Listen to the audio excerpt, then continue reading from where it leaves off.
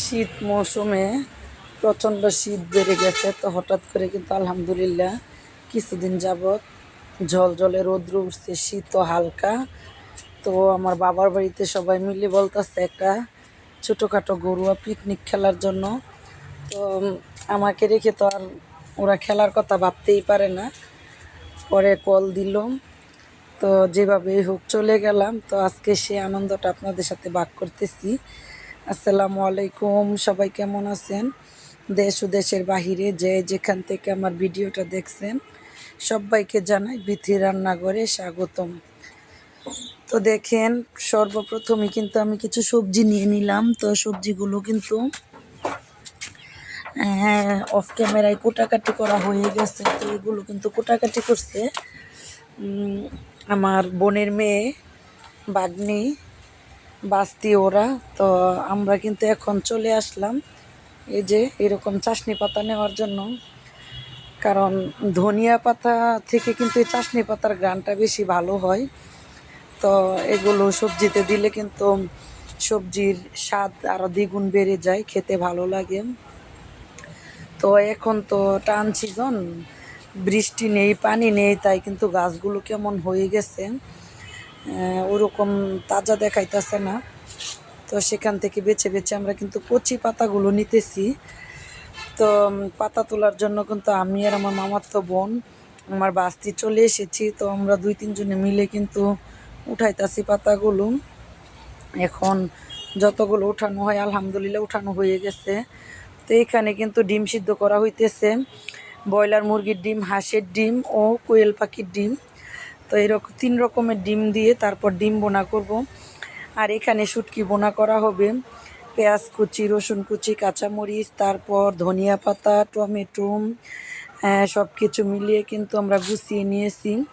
তো স্পেশাল জিভে জল আসার মতো একটি শুটকি বোনার রেসিপি হবে, তো সেটাই আপনাদের মাঝে শেয়ার করব। তো সব কিছু অফ ক্যামেরায় কুটাকাটি হয়ে গেছে, অলরেডি ডাউল বসায় দিছে। তো ডাউলটা একদম টমেটো দিয়ে টক ডাউল হবে, মুসুরি ডাউল গাঢ়া গাঢ়া। তো এই সিনারিটা কিন্তু রাতের বেলা, কারণ আমরা রাতেই খেলছি পিকনিকটা, যার কারণে কিন্তু একটু অন্ধকার সাইড আসতেছে। আর দেখেন এখানে কিন্তু ডিমগুলো চুলানো হয়ে গেছে। তো অনেকে হাত দিয়ে চুলাইছে, তো তাই আমি আবার একটু পানি দিয়ে ধুয়ে নিতেছি। তো আমার বোন কিন্তু চুলায় রান্না বসিয়ে দিছে, একদম খাঁটি গ্রামের চুলা দিয়ে কিন্তু রান্না হইতেছে আমাদের এরকমই। এখন তো সুদিন, সেজন্য কিন্তু বাহিরে চুলা উঠানো হয়েছে, গাছের পাতা দিয়ে রান্না করা হবে, তাই কিন্তু এমন একটা যত্ন নেওয়া হয় না। কারণ আবার বৃষ্টির সিজন আসলে কিন্তু এটা ভেঙে ফেলা হবে। আবার যখন এরকম শীত মৌসুম আসবে তখন আবার নতুন করে উঠানো হয়, কারণ বাহিরে রান্না করাটা কালিকুলির দিন, তো তাই ভালো লাগে। আর আমার বাবার বাড়িতে সবাই এটা পছন্দ করে, আমাদের পুরা গ্রামেই সুদিন আসলে পাতার জন্য বড় করে চুলা উঠিয়ে নেওয়া হবে। তো আজকে অনেকগুলো রান্না দেখে কিন্তু লাকড়ি দিয়ে রান্না করা হইতেছে। তো অলরেডি কিন্তু আমাদের ডাউলের রেসিপি কিন্তু হয়ে গেছে, এখন অন্য উপকরণ বসিয়ে দিবে, তো সেটাই আপনাদের মাঝে শেয়ার করতেছি। ডাউল বাগারের পরে এখন 3 রকমের ডিম সিদ্ধ করা হয়ে গেছে, সিদ্ধ করে বোনা করে ফেলেছি। তো বোনাটা দেখাইতে পারি নাই, কারণ সব কিছু মিলিয়ে একটা ভিডিও তৈরি করব, সেজন্য কিন্তু আস্তে আস্তে করতেছি। সব দেখাইতে গেলে কিন্তু ভিডিওটা প্রচণ্ড লং হয়ে যাবে। তো ডিমের মধ্যে কিন্তু প্রচণ্ড তেল হয়েছে, তাই আমি কিছু তেল কিন্তু এটাতে দিয়ে দিতেছি। এটা শুটকি বোনা বসানো হবে। তো এখানে কি দেওয়া হয়েছে, পেঁয়াজ, তারপর ওই কাঁচামরিচ, না এখানে সবজি বসানো হবে, সরি। তো আমি সুন্দর করে কিন্তু এখন মশলাটা তেলের মধ্যে কষানোর পরে এখন হলুদ, মরিচ আর হালকা ধনিয়া কিন্তু দেওয়া হইতেছে, কারণ সবজিতে কিন্তু আমরা গরম মশলা, আদা জিরা ব্যবহার করব না। ওইটা করলেই এক রকমের স্বাদ, আর শুধু ধনিয়া পাতা দিয়ে হালকা মশলা দিয়ে রান্না করলে ওইটাই কিন্তু আরেক রকমের স্বাদ। তো বলতেছে এরকম একদম নর্মালভাবে করার জন্য, তাই আমি কিন্তু সবজিটা একদম নর্মালভাবেই করার চেষ্টা করতেছি। তো আমার মশলাটা কিন্তু একদম কষানো হয়ে গেছে, মশলার গা থেকে কিন্তু তেল ছেড়ে দিয়েছে। এখন কিন্তু ধুয়ে রাখা সবজিটা দিয়ে দিতেছি। তো অফ ক্যামেরায় খুব সুন্দর করে কিন্তু সবজিটা ধোয়া হয়ে গেছে। এখন নাড়াচাড়া করে মশলাটা মিশিয়ে দিতেছে আমার ছোটো বোন, আর আমি কিন্তু সবজিগুলো দিয়ে দিতেছি এক এক করে সবগুলো। তো যেহেতু অনেকগুলো মানুষ, আমরা প্রায় 10 জন মানুষ মিলে খেলাটা খেলছি, কিছু মনে করবেন না প্লিজ। আমার তো মেইন রাস্তার পাশে বাসা, যারা আমার পুরাতন বন্ধু সবাই জানেন, তাই কিন্তু গাড়ির শব্দ আসে। তো ওই সময় কিন্তু আর জেনে ভয়েস বন্ধ করা যায় না, বন্ধ করতে করতে কিন্তু শব্দটা হয়ে যায়, যার কারণে আমি আর ভয়েসটা বন্ধ করি নাই। তো আপনারা প্লিজ কিছু মনে করবেন না। তো আমার সবজি কিন্তু অলরেডি হয়ে গেছে, আর মনে হয় 2 থেকে 3 মিনিট রান্না করলে এই ভাজিটা হয়ে যাবে। তো আলহামদুলিল্লাহ ভীষণ স্বাদ ছিল কিন্তু। তো এখন কিন্তু চাউল মাপতাছে জুলাবাতি খেলার জন্য, সবার ঘরতে নিচে, এটা আমার মামি। তো আমাদের এলাকায় কিন্তু এখনও পুরা দিয়ে চাউল মাপে, চাউলের কোনো পট হয় না। তো সেটাই আপনাদের মাঝে শেয়ার করতেছি। আপনাদের কার কার দেশে এরকম পুরা দিয়ে চাউল মাপে অবশ্যই কমেন্টে জানাবেন, বা এটা দেখছেন কি না।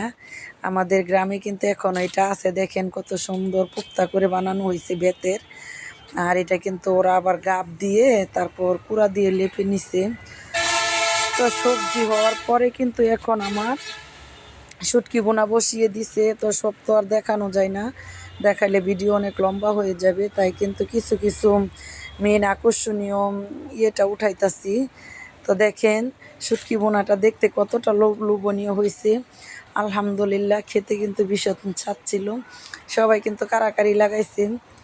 আর এখানে কিন্তু লাস্ট পর্যায়ে অল্প একটু গোস্ত তরকারি, তো এটাও কিন্তু গরম করা হয়ে গেছে, কারণ এটা হলো রান্না করা ছিল তো আগে ঘরে। তো আমি ওদের বাসায় গেছি আমার বাবার বাড়িতে, তাই আমার বোন ফ্রিজ থেকে বের করে তারপর আমার জন্য গরম করে দিল। তো সেটাও আপনাদের মাঝে শেয়ার করে দিলাম।